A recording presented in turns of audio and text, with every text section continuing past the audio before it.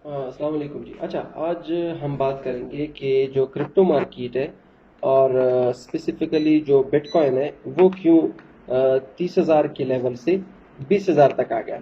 तो अगर आपने हमारी प्रीवियस वीडियो देखे हो तो उसमें हमने क्या कहा था कि इस वक्त हम अ, कुछ अजीब किस्म की सिचुएशन में है। वो इस तरह कि all over the world, US में, यूरोप में, यूके में, वहाँ पे ग्रोथ जो है वो स्लो हो रहा है।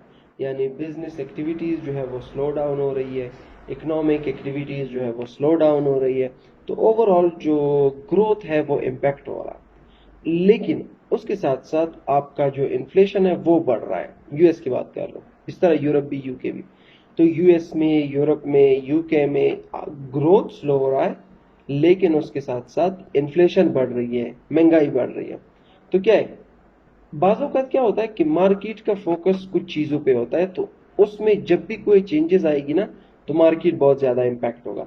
आजकल जो फोकस है ना वो मार्केट का इन्फ्लेशन है, सेंट्रल बैंक है और ग्रोथ है। तो फ्राइडे को क्या हुआ, फ्राइडे को 10 जून को क्या हुआ कि इन्फ्लेशन फिगर्स नहीं आने थे 5:30 बजे। यानी 5:30 बजे फ्राइडे 10 जून 2022 को एक रिपोर्ट पोस्ट हुई कि यूएस में इन्फ्लेशन और भी ज़्यादा हुई। तो इसका मतलब महंगाई और भी बढ़ी और ग्रोथ ऑलरेडी हमारा डाउन है। फॉर एग्जांपल इसकी मिसाल इस तरह देता हूँ कि अगर आपकी कोई 50,000 सैलरी है और महंगाई बढ़ जाती है, इन्फ्लेशन बढ़ जाता है, लेकिन आपकी सैलरी भी बढ़ती है, तो नो प्रॉब्लम, कोई मसला नहीं। लेकिन अगर आपकी 50,000 सैलरी है, इन्फ्लेशन बढ़ जाती है, लेकिन आपकी जो सैलरी है वो बिल्कुल मेंटेन रही है, तो फिर आप इम्पैक्ट होंगे। तो इसी तरह क्या हो रहा है कि all over the world, US में, यूके में, यूरोप में इन्फ्लेशन बढ़ रहा है, महंगाई बढ़ रही है, लेकिन बिजनेस एक्टिविटी, इकोनॉमिक एक्टिविटी नहीं बढ़ रही है, यानी ग्रोथ नहीं आ रहा। तो इस वजह से क्या हुआ, 10 जून तो अच्छा, अब आपने क्या करना है, आपने ग्रोथ पे नजर रखना है, आपने इन्फ्लेशन पे नजर रखना है।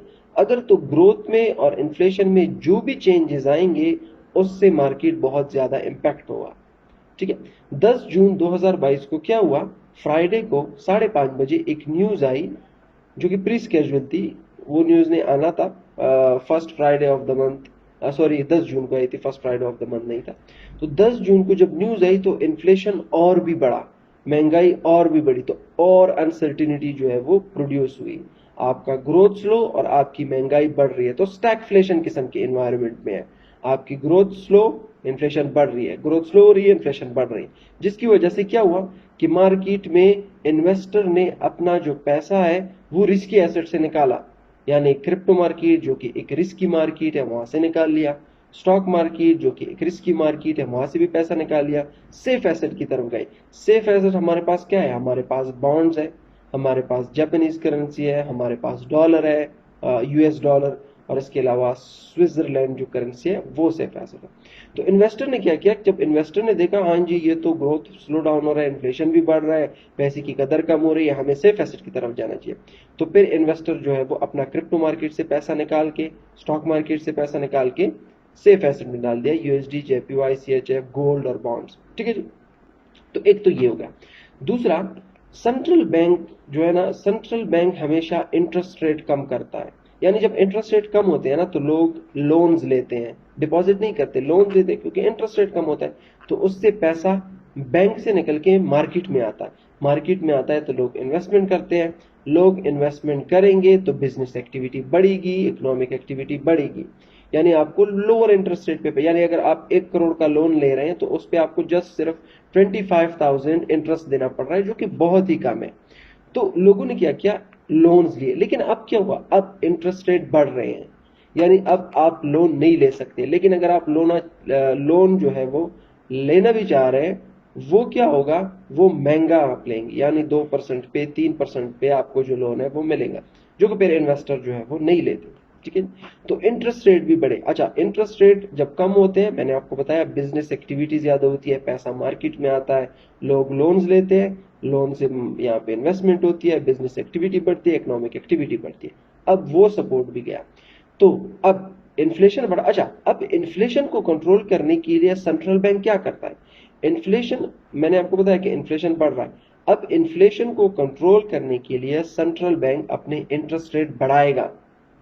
इंटरेस्ट रेट बढ़ाएगा तो इन्फ्लेशन कंट्रोल होगा। सेंट्रल बैंक के दो ही ऑब्जेक्टिव है कि लोगों को जॉब्स देना और स्टेबिलिटी ऑफ प्राइसेस। लोगों को वो जॉब कैसे देता है? इंटरेस्ट रेट कम करता है, लोग लोन्स लेते हैं, इन्वेस्टमेंट होती है, फैक्ट्रीज बनती है, टावर्स बनते हैं, बिल्डिंग्स बनते हैं, घर बनते हैं, मार्केट बनते हैं, क्योंकि लोन जो है वो बहुत चीप होता है, तो लोगों को जॉब्स मिलते हैं। लेकिन इसके साथ साथ स्टेबिलिटी ऑफ प्राइसेस यानी इन्फ्लेशन को कंट्रोल करना। इन्फ्लेशन को कंट्रोल करने के लिए उनके पास एक ही टूल है, इंटरेस्ट रेट को बढ़ाना और क्वांटिटेटिव ईजिंग को भी खत्म करना।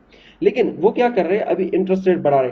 जितनी जितनी ज्यादा इन्फ्लेशन बढ़ेगी वो एग्रेसिवली इंटरेस्ट रेट बढ़ाएंगे।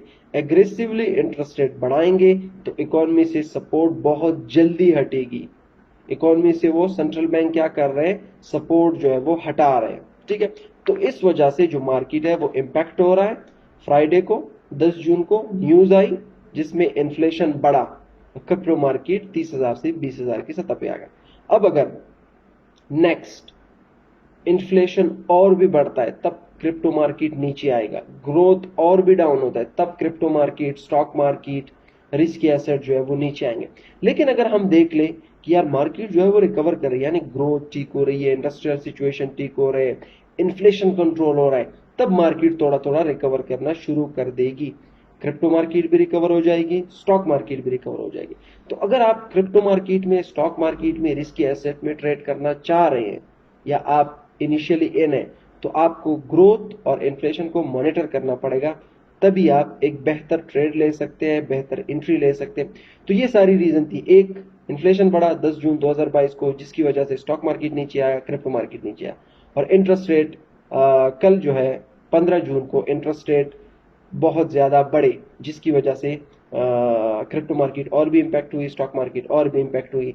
आज स्विस नेशनल बैंक ने भी इंटरेस्ट रेट बढ़ाया 50 बीपीएस, जो कि एक बैड न्यूज है इकोनॉमी के लिए। यानी सेंट्रल बैंकर्स जो है वो अपनी सपोर्ट इकोनॉमी से हटा रहे हैं क्योंकि इन्फ्लेशन बढ़ रहा है, तो एक ग्रोथ स्लो हो रहा है। अच्छा, इसमें एक ये पॉइंट है कि ग्रोथ स्लो हो रहा है, इसमें कोई मसला नहीं है कि इंटरेस्ट रेट बढ़ रहे हैं, नो प्रॉब्लम, अगर इंटरेस्ट रेट बढ़े कोई मसला नहीं। लेकिन उस वक्त इंटरेस्ट रेट बढ़ रहे हैं, उस वक्त सेंट्रल बैंक अपनी जो सपोर्ट है वो हटा रही है जिस वक्त इकोनॉमी ऑलरेडी सफर कर रही है। अगर तो इकोनॉमी ग्रो कर रही होती तो नो प्रॉब्लम, अगर इंटरेस्ट रेट बढ़ती भी तो नो प्रॉब्लम।